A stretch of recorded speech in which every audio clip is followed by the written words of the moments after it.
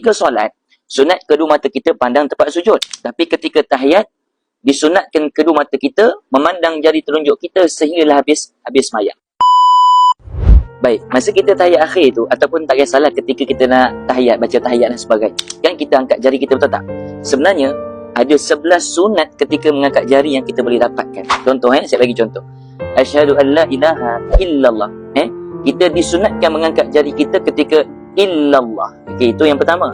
Yang keduanya, kita angkat sedikit tinggi, mencondongkan jari kita, itu yang kedua. Dan kita niatkan untuk mentauhidkan Allah Subhanahu Wa Taala. Dan yang ketiga lah, dan disunatkan kedua mata kita memandang kita punya jari telunjuk ni sampai kita bagi salam, sampai habis sembahyang. Ketika solat, sunat kedua mata kita pandang tempat sujud. Tapi ketika tahiyat, disunatkan kedua mata kita memandang jari telunjuk kita sehinggalah habis sembahyang. Dan jangan kita turunkan jari kita sehinggalah habis memberi salam. Ada orang ketika dia angkat jari, habis salam je, Assalamualaikum, dia bagi turunkan jari.